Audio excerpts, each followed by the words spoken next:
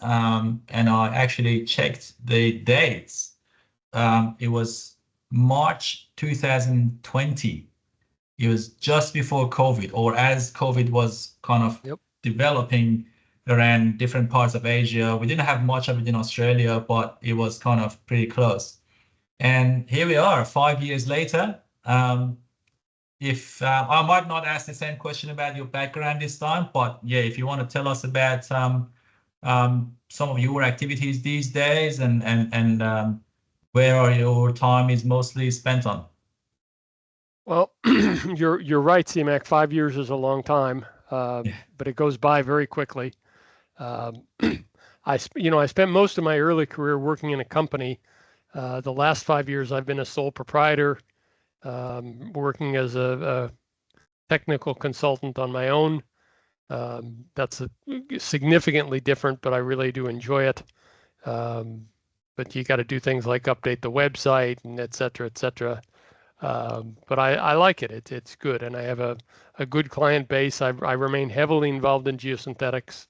I think they're extremely valuable materials for the planet, for our industry.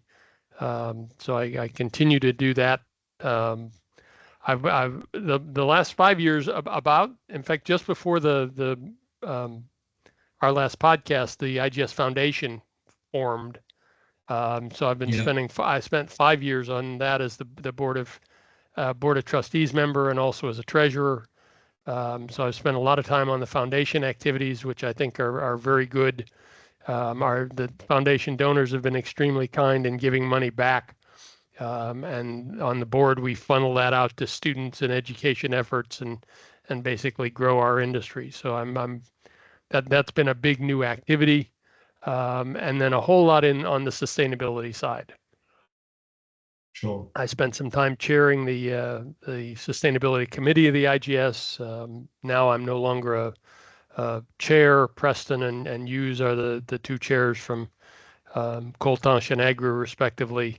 But I'm still on the committee with many of my colleagues, and I really enjoy that work. I think geosynthetics have a strong sustainability story to tell, and I'm very pleased to be part of that. That's great. That's great.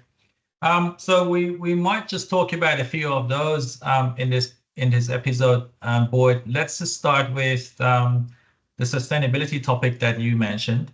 And I'm aware you just recently did a webinar for the Brazil chapter. If you want to just talk about that to start with, and I also have another question which is kind of related to the topic itself, because one thing that some people might misunderstand is that sustainability is not a buzzword. It's not a hot topic today, and like we talk about it for a year or two, or we theme some conferences or seminars about it, and then forget about it and go find another topic. Sometimes when we talk about sustainability with geosynthetics, for example, we actually hear that feedback as, oh, it's enough talk about sustainability. Maybe we come up with a different topic. I want to hear your opinion about it as well. Okay, well, let me start with the last part. Yeah. It's absolutely not a buzzword. It's you can't talk about sustainability without talking about the population, because sustainability means having enough resources to support the population. So what's a sustainable behavior? When I was born, there were 3 billion people on the planet. And what was a sustainable behavior then is no longer, because now there's 8 and projected to be 9 or 10 billion people on the planet by the time we get done. And it's simply providing enough resources for all of those people. And it's not easy to do. If you do the reading, we're out on the edge of providing simply enough calories for people to eat. Because when people are hungry and don't have resources, then they start going to war. And we've gotten particularly efficient at killing people, which means wars are really, really bad things. That's right. So on the sustainability side, it's there's a United Nations plan, the United Nations Sustainable Development Goals, and we're all in this together. In the presentations I give, I show the the remote picture of Earth that was taken from one of the NASA missions. And it used to be, when there were many, many less of us, that there was part of the world that was still a frontier. It hadn't been explored and mapped and all of that. Now it's different. We've used all the world. We're using all the resources, even those that are non-renewable. And we need to change our behavior and figure out smarter, better ways to do things. The good luck and good fortune I have is that geosynthetics are a sustainable material. They work in ways that concrete and steel and soil and sand don't.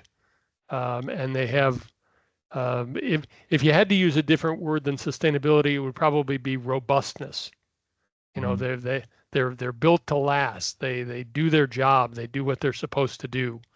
So it's something that's very important. And the other thing I have to say as part of this is I have a debt to pay. In the early part of my life, I engaged in very unsustainable behavior. I was flying all over and had the frequent flyer cards and the upgrades and all of this stuff. I say in my presentation related to this, I've owned 18 cars over the course of my lifetime, which is horrific. I think when people look back at this period in history, they're going to go, everybody had an automobile, or almost everybody, which is, catastrophic for the environment. Sidebar to get you to attend one of my presentations. I don't think the electric car is the answer either. No. But that's, it's something that I think is important. And when you get down to the end of your life and career, you want to do stuff that's important. So. Absolutely. Yeah, 100%.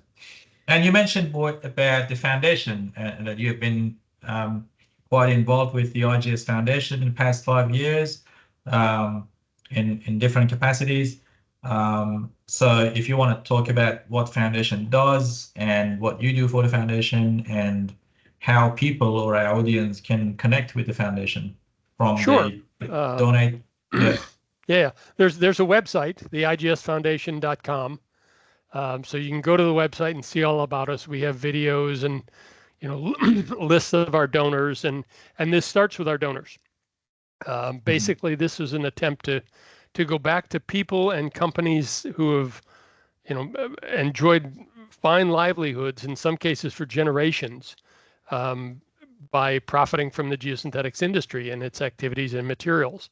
And what we've done with the foundation is ask them to give something back, to go back to those people and companies and say, hey, look, can you give us a little bit back, and we'll use it for things like education and awareness and expansion of our industry.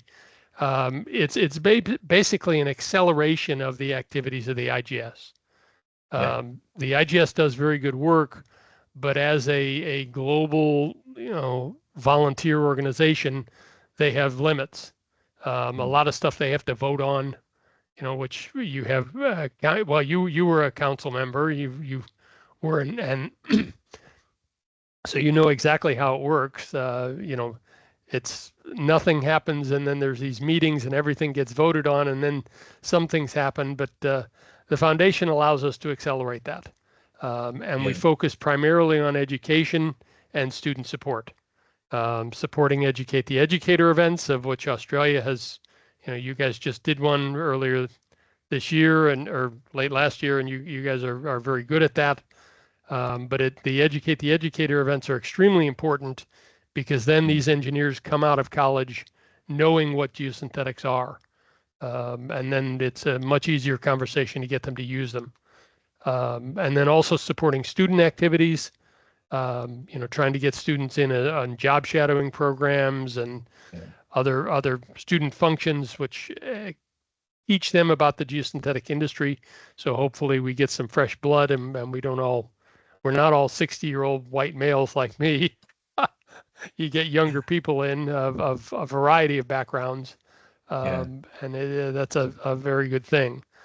So the foundation basically runs off donations, and we'd be happy to accept money. There's a little form on the website for how to give via credit card. But quite honestly, most of our donations come from people giving us, larger amounts, $5,000, $10,000 or more. The larger players in our industry have supported the foundation over the years, and we appreciate that. And then there's a 7-person board of trustees chosen by the IGS Council that tries to administrate this and do the best they can with making sure that the money gets used most effectively as possible. Yeah, no, it's been a great initiative, I think, so far, and been very helpful, as you mentioned, especially in terms of education and awareness in our industry. So Well, that's a great job. something related to you guys, we just approved a scholarship for GeoAsia.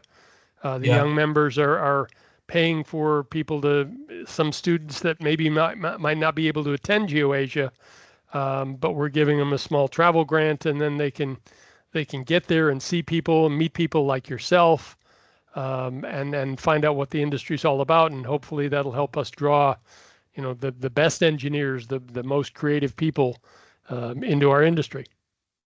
yeah, absolutely. No, that's a great opportunity for students to be in those conferences and be part of that network of specialist people in geosynthetics.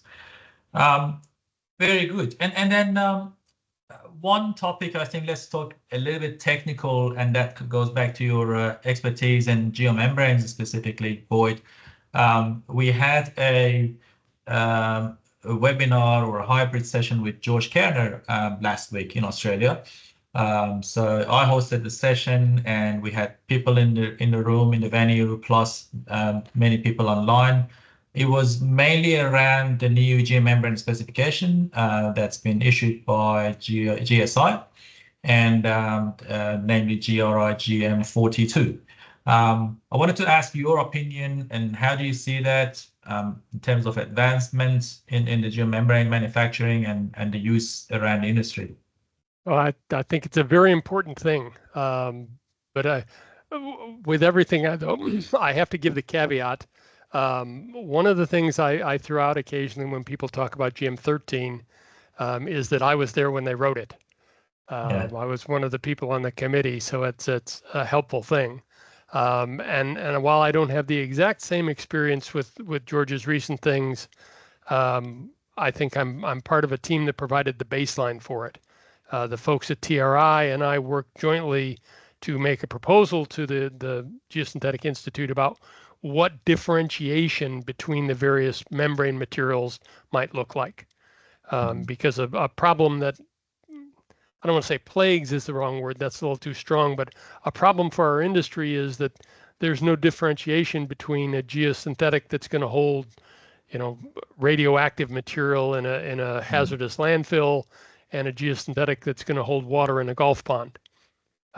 Even though there's a huge difference of the problems with their lack of success and the demands placed on them.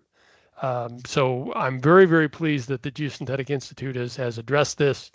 The actual functionality of the specification is the result of the work of George and his various members.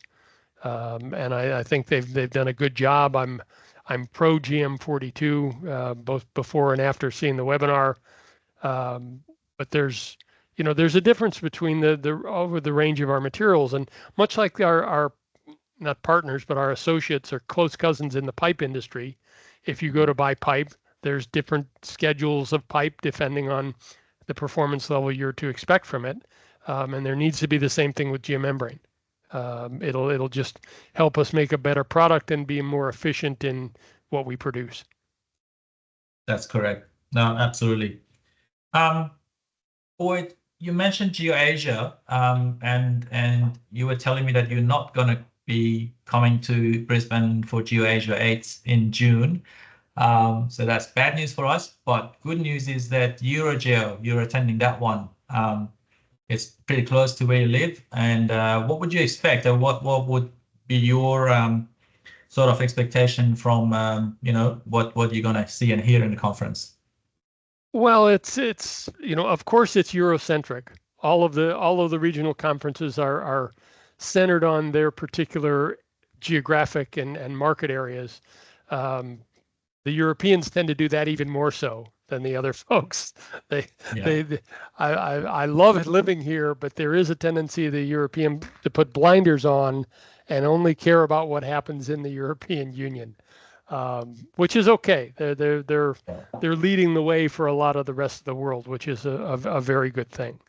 But yeah, part of this is quite honestly a sustainability decision. You know, I've part of what I'm doing in my personal life, I'm trying to repay for past sins. I've flown once in the last 2 years, and when I go to Lille, I'll take a train.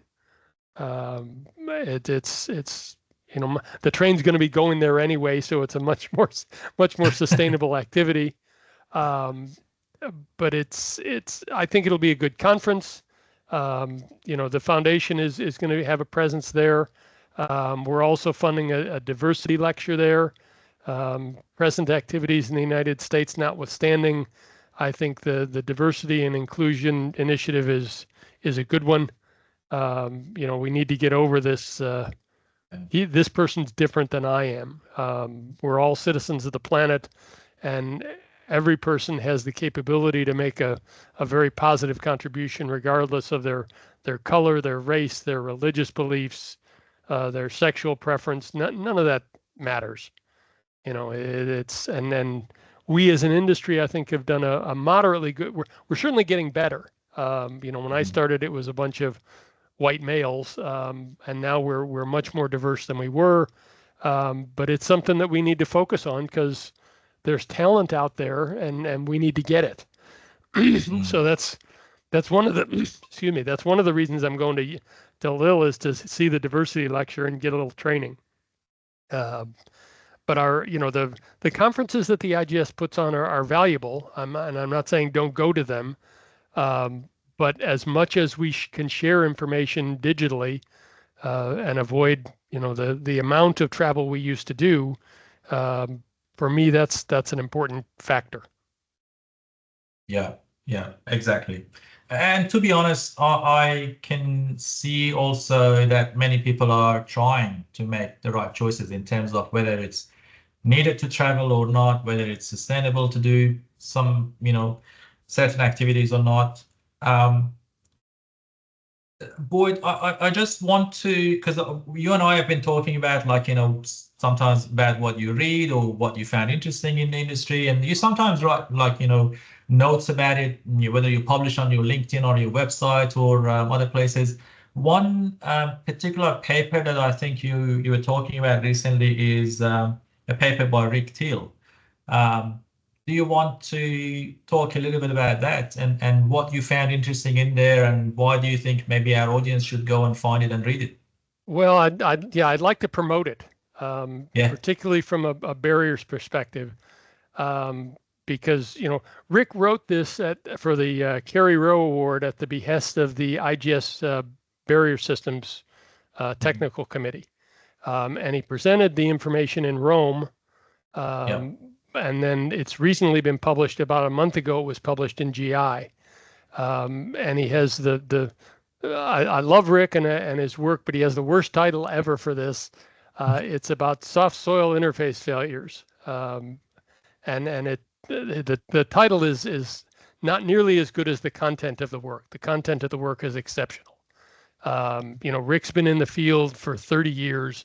He's a brilliant engineer who's contributed back to our industry. And this is kind of a summary of all the things that he's seen and he's found over the years. And a large part of it relates to it all relates to geosynthetics, but a large part of it relates to interface friction, how the materials are used, how they're installed in the real world, as opposed to, you design it on a piece of paper or a CAD program and you have a line that represents something. And you get out in the field and it's not really a line. It's a roll of geomembrane, a section that's been deployed and it's moved and it expands and contracts with the sun. And what does this mean for your interface friction calculations and your risk calculations? And he does a really, really good job of explaining things that he's seen on a micro basis and how they affect the macro performance of the systems. it's certainly one of the best papers I've ever read, and something that every design engineer who's working with geosynthetics needs to be aware of and use. It's not my work, but man, it's good work, and I would readily promote it. Yeah, exactly. Yeah, I think, to be honest, Boyd, it's a topic that is, I don't want to say it's not well understood, but I think it's maybe underrated or underestimated. In most designs, designers might just, make assumptions and move forward without necessarily looking at the details or how things are going to work. Where this paper can be found, you mentioned published in GI recently? Yeah, it's published in GI, so every IGS member has access to that through the IGS website. Yeah. The route's a little complicated. You have to access through the IGS website to get to GI, but if you do that, you have access to the paper. And as I say, it was published in the edition, I want to say the February edition of Geosynthetics International. Yeah. But I think Rick has also put this up on his website. So if you just Google Rick Teal, you get to rickteal.com, and it's available there, and it's quite a useful piece of information collection. Perfect. No, that's great. And Boyd, I might just finish with this question. I normally ask about the highlight of your career, which I did ask 5 years ago, and you mentioned what was your highlight. So I might ask you a slightly different question now. What is that you do now in your life that that you think is important? You're very focused on it, or the typical question, one day in Boyd's life. How does it look like? What is your main mindset these days, or what do you focus on?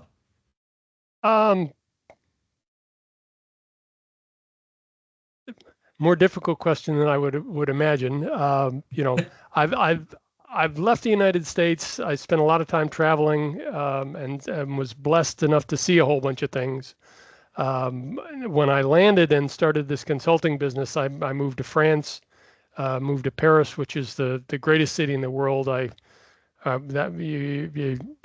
never going to change my mind on that.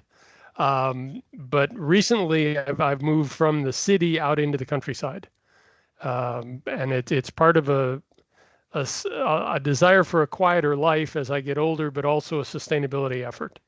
I can access where I live by train, but it's out in the middle of nowhere. I got cow pastures on all four sides, so I spend a lot of my time doing. It's hard to hit the middle ground on this. I'm not like making my own soap and everything. I'm still part of the commercial world. Yes. But I'm doing, sustainable behaviors. I'm making a lot of the things that I use. I'm trying to reuse things wherever possible. Doing a lot of gardening, growing my own stuff. And I enjoy it. And as I say, and as everybody, you can tell by looking at me, I've gotten older. I've slowed down a little bit. So I enjoy the better connection with nature. So you still do your morning run? Because you showed me pictures of you in Sydney when you were running around, I think, Opera House, that area. Yeah, regrettably, that area of enjoyment has been closed off to me. Okay. Parts of my body don't work anymore. We've now moved. We've taken the old man route. We've moved into morning yoga and calisthenics. Okay. But it's not. You go do calisthenics by the Sydney Opera House, and people are going to look at you weird. So it's not the same in terms of seeing things that are out there. But yeah, taking care of yourself. If you're going to live, the whole life you live, the person that you're with the most is yourself. So it's important not to be an asshole. And that means taking care of yourself, getting enough sleep, getting enough exercise, eating right, taking vitamins, all those things that help you live a good life. They're perhaps not as much fun as the giant party and beers and champagne, but they're a sustainable way of living. There we go. Exactly. Yeah. No, I enjoy every time we talk, Boyd. I enjoy our conversation, and I think one takeaway for me is um, sustainable behaviors. So this is something that everyone can do in their own life, regardless of age or geographic location or type of activity they do for their life. Whether they are wealthy enough to buy things, and just throw away, or they actually really want to have sustainable choices in Yep. everything they do. Yep. And the other thing I do need to mention, CMAC, is I do a lot of reading. Yeah. And I would like to thank you now that I have the opportunity for the reading that you supply. The coastal news, the landfill news, and the mining news. Yeah. Those are journalism in our world has taken a setback, Yeah. but people like you are filling in, and I'm an avid reader, and that's where I get. It's a good source of information. So I thank you for that and appreciate it. Like I say, every time they come in the inbox, I read them. So That's great to hear. It's great to hear. No, I think the intent is really to spend the time and gather useful links in every one of those fields, coastal, tailings, and landfill, the three that we have, and send in one quick email once a week, and people can read without having to go and search themselves and try to find interesting stuff. And yeah, it's always great to hear from people like yourself that you enjoy reading those. Yeah. well, and it's problematic in our world with the internet and the way it is now. There's too much information. Mm. So sorting that out, the finding good ways to find good things to read. In addition to your stuff, there's another one I just subscribe to called Best in Journalism that does exactly what you do, sorts out, important articles about important topics, things people really need to know, as opposed to, internet influencers and promotion and all that, which really doesn't have any value. Yeah. You're doing reporting and journalism that used to be done by the newspapers. Sadly, in many cases, they've abdicated that responsibility. So it's good that we have a source where we can get information and evaluate it ourselves. Mm. You do a good job of these are the incidents, these are the facts, and what it means is largely left to the reader, which is good. The reader should be making up their own mind. Absolutely. Absolutely. Thanks again, Boyd, for your time. And this is what we have time for today. It's like I said, always great to talk to you, Boyd, and we hope the audience also enjoyed. Thank you, CMAC, and And thank you everybody for calling in or watching in. And I'm easy to find on the internet. If you want to hire me, happy to help you. And CMAC, thank you for the opportunity. thanks, pleasure to have you, Boyd. Bye Thanks bye. to all our listeners, and we catch up in our next episode. Thank you. Bye. Okay, that went well. I don't think.